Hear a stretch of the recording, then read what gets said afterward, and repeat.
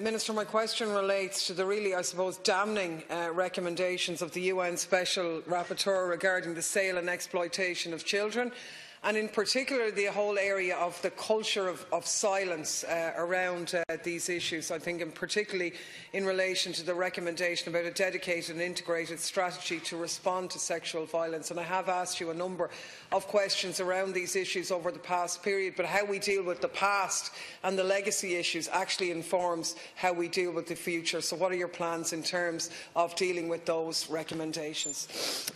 Thank you, Deputy. The Special Rapporteur on the sale of children, child prostitution and child pornography visited Ireland at the invitation of the government from the 14th to the 21st of May 2018. The Special Rapporteur met with representatives of a number of departments and agencies during her visit. I personally met with her at the Department of Children and Youth Affairs, and her report assesses the situation in Ireland and makes a range of recommendations relevant to a number of government departments. I welcome the report. I have already taken steps to address a number of the recommendations relevant to my department. For example, a submission will shortly be made to the Attorney General on the ratification of the second optional protocol on the sale and sexual exploitation of children. We will also shortly be opening a pilot one-house centre for victims of child abuse. This will bring together the supports from TUSLA, the HSE, and An Garda Síochána under one roof in one house. The development of a national strategy covering child sexual abuse and exploitation was among the recommendations of the December 2017 Garda Inspectorate Report on responding to child sexual abuse, a follow-up review. An independently chaired interagency implementation group comprising representatives from the Departments of Justice and Equality, Children, Public Expenditure, An Garda Síochána and TUSLA has been established to examine the recommendations in that report, including in relation to the desirability of a national strategy or other overarching whole-of-government framework that could coherently draw together the existing actions and key stakeholders. But with regard to the culture of silence in relation to issues of child abuse, I believe this exists too. However, I do genuinely believe that we are making progress in acknowledging and confronting the dark, shameful and spoken secrets that exist in our communities, and the Children First Act of 2015, which I fully commenced in December of 2017, provides for a number of key protection measures for children, including raising awareness of child abuse and neglect, mandatory reporting of child protection concerns, and improving child protection arrangements in organizations providing services to children. There has been an increase in reports of concerns about children who may be at risk, and I think this is some evidence towards moving through that culture of silence. Thanks, Minister. I think, in fairness, it was an excellent report, and maybe we should be looking for more time in the Chamber to discuss some of the issues. And I acknowledge, as the Rapporteur does, that there have been measures, particularly in relation to preventing and responding to abuse now, that progress has been made in this area, and that is a fact, and I'm glad to see the Minister announce other measures which are also going to be implemented. But what I'd like to really focus on some of the historical points as well, because how we deal with the past does inform how we deal with the future. And the Rapporteur was particularly critical around some of these issues. So I'm wondering, in particular, her call for a comprehensive national examination of forced and illegal adoptions, including audits of the records in the hands of the state, while ensuring that individuals whose records were falsified have access to information and redress. She also called for a full investigation into the human rights abuses in the Magdalen laundries, and was very, very concerned about the fact that we don't have enough proper information with regard to abuse now either, and the lack of records and that. So in those particular areas, is there any plans to address some of those recommendations? Thanks, Deputy. Well, I think I certainly can speak about, I suppose, the particularly in the area of the illegal registrations.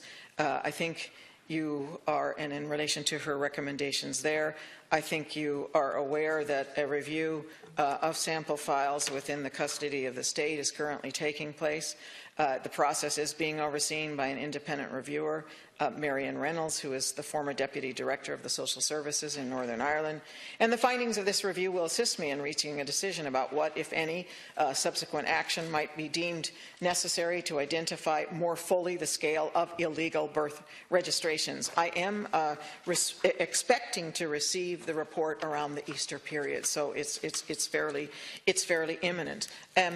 In relation to, I think some of the other issues that you raised there could form part of that, her point in relation to perhaps developing a new strategy. I identified there that we are examining the desirability of that, and I think one of the things that the group that's looking at that now says that they'll keep that as a possibility, but what's most important is to follow through on implementing I suppose, actions that have already been identified in other settings and frameworks. I suppose the problem here really is the urgency, because the point was made, if you like, they were critical of the Mother and Baby Homes Commission not being broad enough to deal with the illegal adoption issue.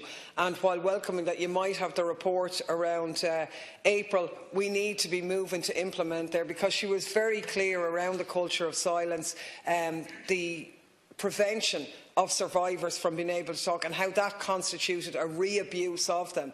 And it's very regrettable that we keep having these different areas of piecemeal investigations rather than comprehensively doing the job, because to me it's part of the same process of denial in some ways. Are we going to be dragged screaming and kicking eventually to deal with this matter and come clear and give a full acknowledgement as a society of how these people were wronged? And of course, tragically, the longer we delay, the less of those actual survivors exist. So I think we need to dig deeper into some of those points around the culture of silence and how we need to have a comprehensive review on them. And I would again stress the urgency, particularly in the illegal adoption area.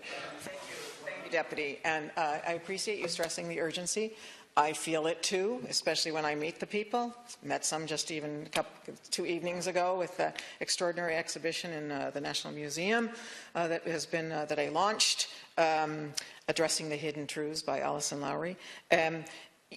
What I would say, though, is in terms of one of your points there about, the Commission should have had broader terms of reference in relation to illegal registrations or adoptions. They are looking at the issue of adoptions to the extent that it has to do with what happened in the context of the mother and baby homes. We are doing another piece over here in light of what TUSLA found, but effectively, I suppose in some ways, I think it's good that it's happening parallel, as distinct for widening the terms of the Commission, which is already has so much that they've had to delay it. So things are happening in parallel, and I think that is a good thing, especially, as you say, in relation to the urgency and the need for questions to be answered. And I hope that the Deputy agrees with me that I think the process of approaching it first, let's say the illegal registrations, through that sample methodology, etc., and then reviewing what's been found is a reasonable way to looking at perhaps wider issues, which is what I would be open to. Move on to other questions, and the floor is